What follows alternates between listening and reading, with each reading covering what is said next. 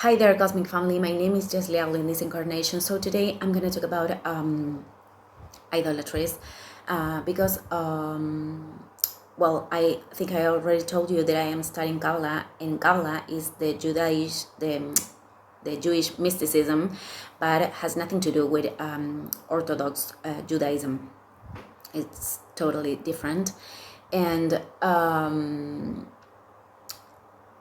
they are looking for the origin and the functioning of the universe and the origin and the functioning of the soul. So when I discovered this, which was a few years ago, I was this totally blew my mind, and was mind blowing. And as much as astrology was for me, or music, which are languages. Actually, music is a language, astrology is a language too, but Kabbalah, it's a metaphysic manual, I think, for this planetary transition. So I'm going to talk about this I don't know the word prohibition. They don't do idolatries. They mustn't. They can't. This is prohibited for them because I'm going to explain this, and I'm going to explain why and what is an idolatry actually. And I'm going to say this by explaining the well-known phrase of Jesus, which is, "I am the truth, the way, and the life." Because I think many people didn't understand that phrase. And I am very, very connected to this master, to this ascended master, and although Mary Magdalene, because I told you that they were a couple, and they did this mission together, and they were people who illuminated themselves and showed us how to do it. I will repeat this in every video because I really want to share this own truth of mine, which of course don't have to be your truth. But I felt I always been connected to him. My mother told me when I was a little kid, like 3 or 4 years, she didn't went to church. I come from a Catholic family, but at the age of 12 years old, more or less, I said to my mom that I didn't I didn't go back to church because I didn't like the places where kids can't laugh, and I still don't like it. That's why I didn't like school either. And now I understand why I didn't like those places, because they were places that are much manipulated. But even before my mother went to church, she told me that I spoke her about Jesus when I was 3 or 4 years. So I think I came with something connected to him, like many people, of course. I'm not saying I am special or something. So why I am saying this? Because I think idolatry is what people did with Jesus. Because this phrase, "I am the truth, the path, and the life," the way, sorry, and the life, it is a phrase that means that he is all of that, but he is because he was practicing that when he was incarnated here. And all the people took only the constructed a church and constructed statues and made all this idolatry of him. But all what Jesus wanted to do was leave a message, and the message wasn't heard, because when he said, I'm going to explain this phrase. When he said, "I am the truth," he's talking about you being the truth, me being the truth. being the truth to ourselves, being the truth with everybody around. Don't share with people who can who you can be what you are. Don't share with those people. Say the truth. Be true to yourself. He's talking about that. He's not saying he is the truth, but all people who are in religions. Religions comes from the word in Spanish, religar. It's like reunion, and religions are not producing reunion, are separating us. And they were created for that. But Jesus didn't want that. Didn't want us to be separated. He didn't ask for statues or church or to believe he was God. He was a human. And I have a lot of admiration, but that's not idolatry. Admiration, it's not idolatry. So Jesus said, I am the truth, because he was practicing to be truth. But that's something we all must do. We all have to do in order to hear his message. When he said, I am the way, he's talking about that all of us have different ways to illumination. We are not going to do the same path that Jesus did. We are not going to be crucified. We are not going to be with, I don't know, Mary Magdalene. I don't know. We all going to have our own story and our own path.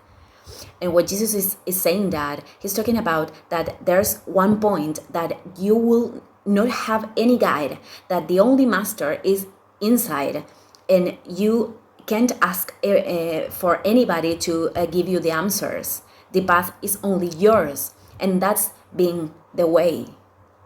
He is the way, he was the way, because he was practicing that again. And when he said the life, I am the life, he is saying that when we are living lives in automatic, when we don't know that this reality is more than only what we can see and we can feel, when we awake to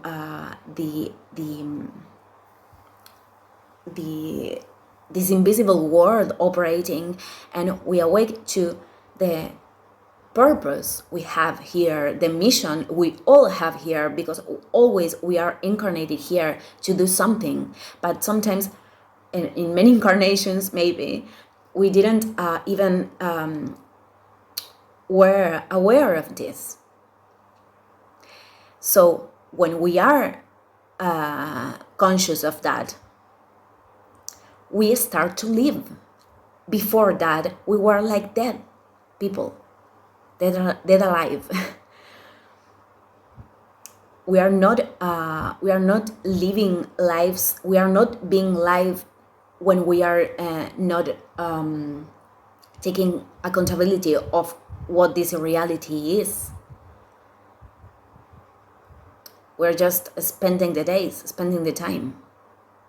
But when we know who we are, or what we are doing here, because who we are, it's something we are discovering when we take off the many layers that prevents us to feel ourselves, the very essence.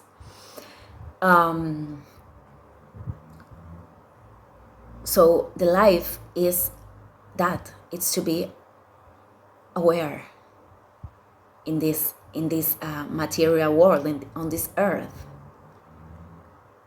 So when he said that, he wasn't saying he was all that. He was, because he was practicing that, but he was telling us that we could be that.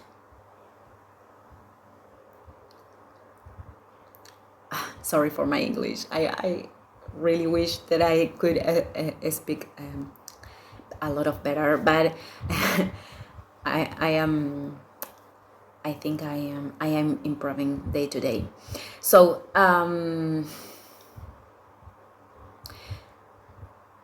he didn't want us to put a big cross in a church just to remember him.